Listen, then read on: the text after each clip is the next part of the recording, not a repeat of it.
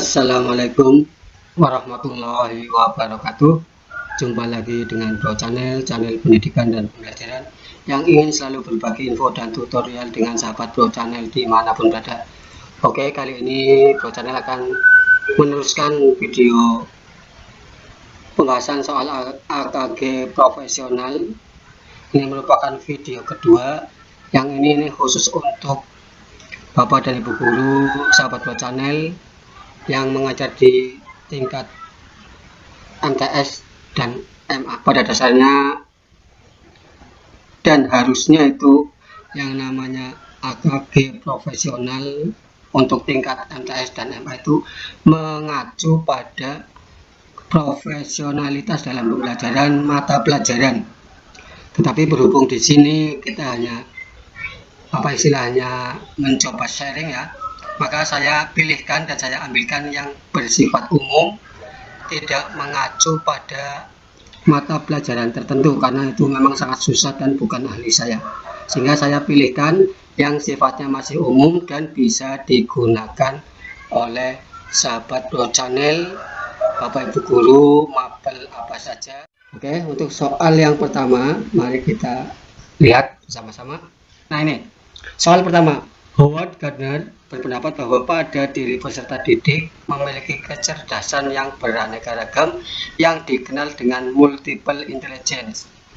Berikut ini yang tidak termasuk jenis multiple intelligence ialah A. Kecerdasan musikal dan logikal matematika, B. Kecerdasan linguistik dan kinestetik, C. Kecerdasan interpersonal dan spasial, D. Kecerdasan spiritual dan emosional, E. Kecerdasan interpersonal. Nah, di sini kita akan coba melihat teorinya Howard Gardner ya. Howard Gardner ini merupakan tokoh pendidikan dan psikologi dari Amerika yang mencetuskan kecerdasan majemuk ataupun multiple intelligence. Nah, kecerdasan yang dimaksud di sini ada 8 ya. Pada awalnya hanya ada 7, tapi seiring berkembangnya waktu tambah 1. Nah, apa saja? Yang pertama kecerdasan bahasa, logika, interpersonal, intrapersonal, musik, visual atau spasial, kemudian kinestik dan naturalis atau alamiah. Nah, di sini pertanyaannya yang tidak, nah ini karena yang tidak ya, ini maka jawaban yang tepat adalah D. Untuk nomor 1 jawabannya D. Jadi kecerdasan emosional dan spiritual itu bukan yang dikembangkan atau bukan teorinya Howard Gardner. Jadi nomor penerapan aturan kedisiplinan di sekolah yang berkait dengan pemberian reward dan punishment, hadiah dan hukuman, merupakan perwujudan dari teori pendidikan. Nah, ini kita sudah sering mendengarkan. Ini jawabannya adalah behavior. Jadi jawabannya adalah yang B ya. Nah, ciri dari teori behaviorisme ini adalah mengutamakan unsur-unsur dan bagian kecil yang bersifat mekanik, menekankan peran lingkungan, mementingkan pembentukan reaksi dan respon. Jadi ada reaksi dan ada rangsangan, kemudian latihan-latihan dan mekanisme hasil belajar dan peran kemampuan. Jadi untuk pemberian reward and punishment, hadiah dan hukuman ini memang teori yang dikemukakan oleh behavioristik. Jadi jawabannya adalah yang B. Oke, lanjut ke soal nomor 3. Sekolah berkewajiban untuk mengembangkan life skill siswa. Tujuannya adalah agar siswa, life skill, kecakapan hidup lah. Nah, kita lihat dulu dari pengertian kecakapan hidup atau life skill adalah kemampuan dan pengetahuan seseorang untuk berani menghadapi problem hidup dan kehidupan secara proaktif mencari serta menemukan solusi sehingga akhirnya mampu mengatasinya dengan kemampuan berinteraksi dan beradaptasi dengan orang lain. Keterampilan mengambil keputusan, pemecahan masalah, berpikir kritis, berpikir kreatif, berkomunikasi yang efektif, membina hubungan antar pribadi, kesadaran diri, berempati, mengatasi emosi, dan mengatasi stres.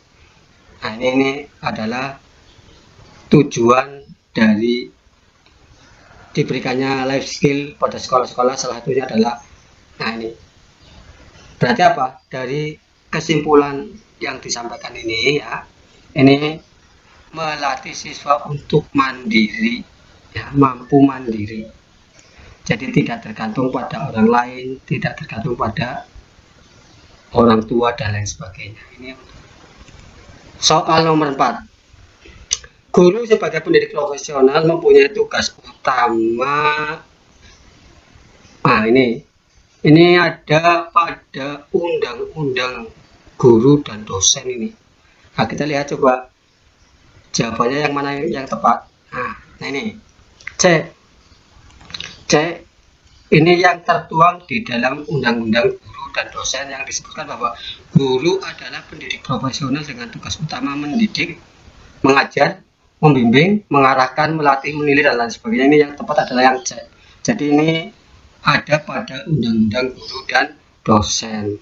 Nah ini meskipun ini apa istilahnya, kita guru itu harus paling tidak pernah membaca sehingga ingat ini undang-undang guru dan dosen, karena di dalamnya itu ada yang harus dilakukan dan yang harus ditinggalkan, sanksi dan lain sebagainya. Makanya guru harus tahu dan memahami tentang undang-undang guru dan dosen.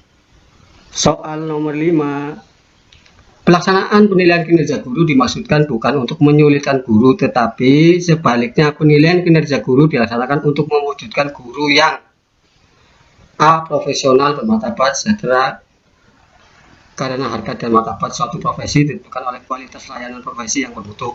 B. Mau menerima tunjangan profesi pendidik dan mau mengembangkan kompetensinya. C. Mau dan mampu mengembangkan kompetensinya serta selalu mengharap-harap turunnya TPP.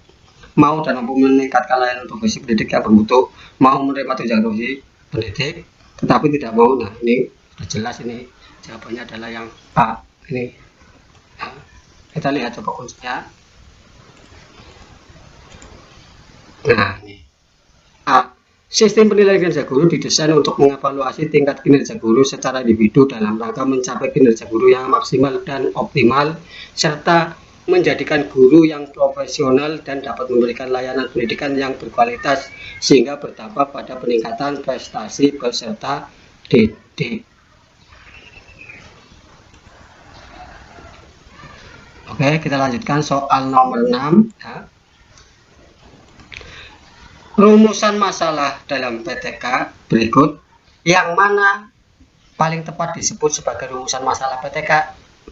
A. Apakah pengaruh permainan peran dapat meningkatkan keaktifan siswa kelas 9 SMKN Malang? B. Bagaimana cara meningkatkan kemampuan siswa dalam mengajukan pertanyaan melalui metode tanya jawab dalam pembelajaran bahasa Indonesia di kelas? Nah, kemudian mengapa siswa SMK Negeri 1 Arca pada selalu menjadi juara dalam BA? Yang tepat jelas yang B. Ingat-ingat yang namanya rumusan masalah dalam penelitian tindakan kelas ini memang harus berupa sebuah pertanyaan.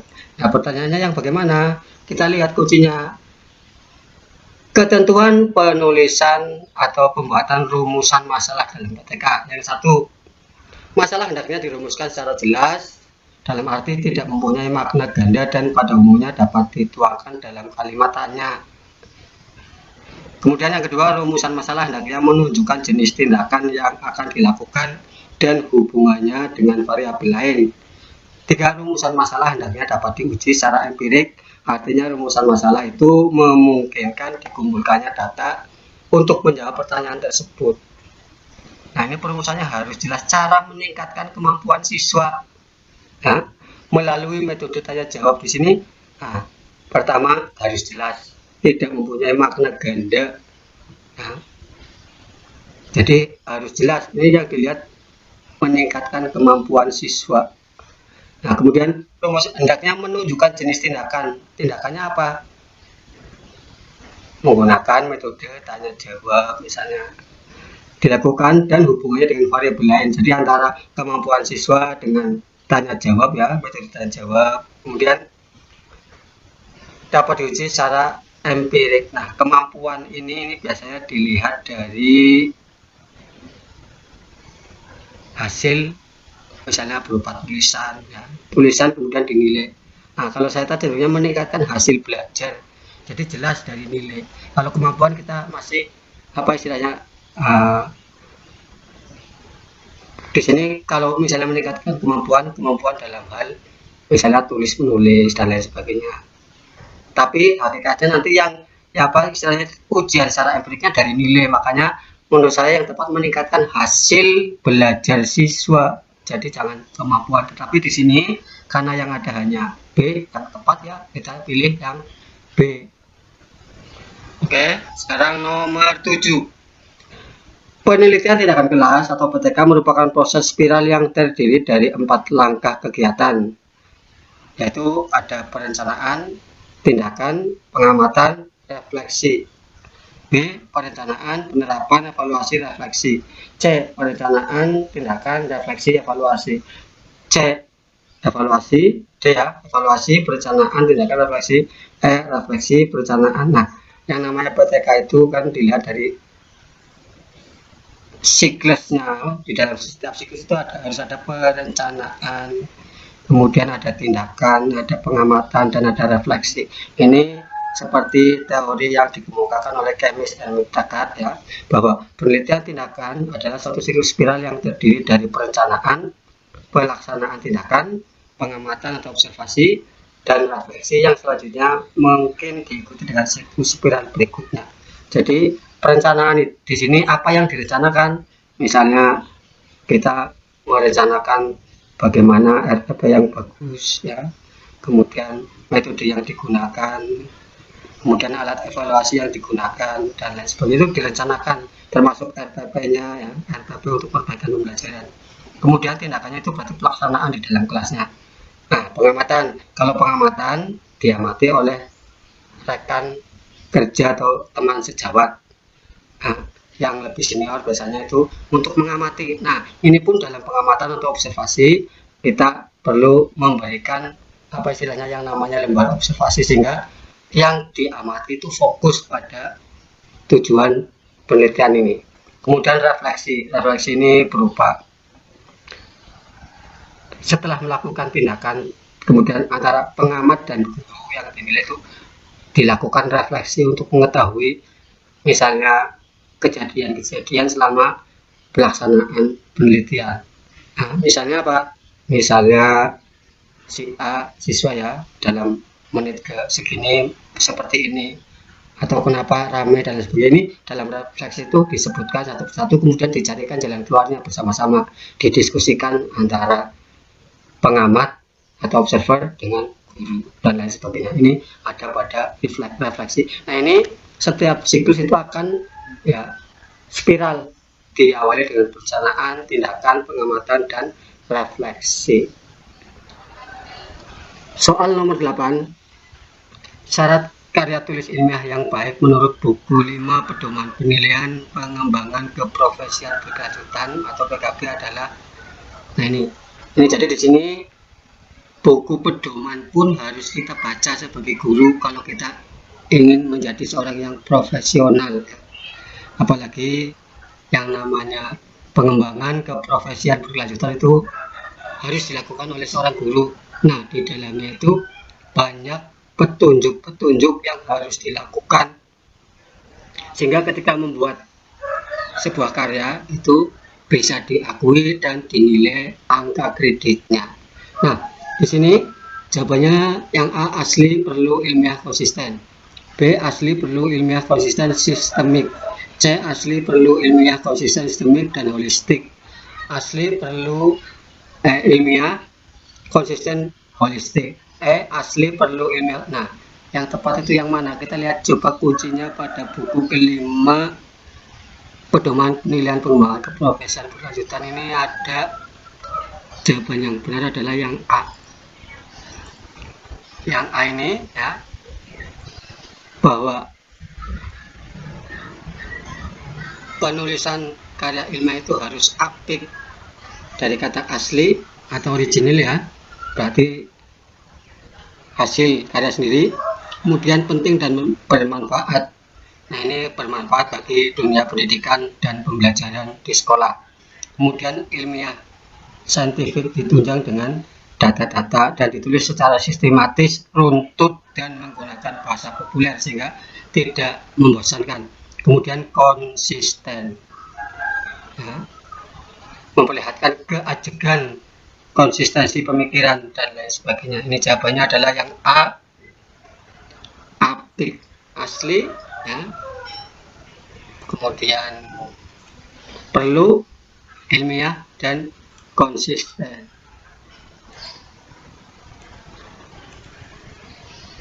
Soal nomor 9.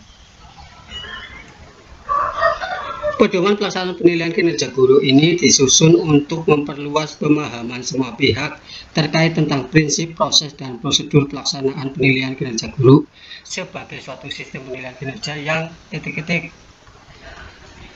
A. Berbasis kompetensi, ya, berarti competence based, berbasis bukti, evidence based appraisal.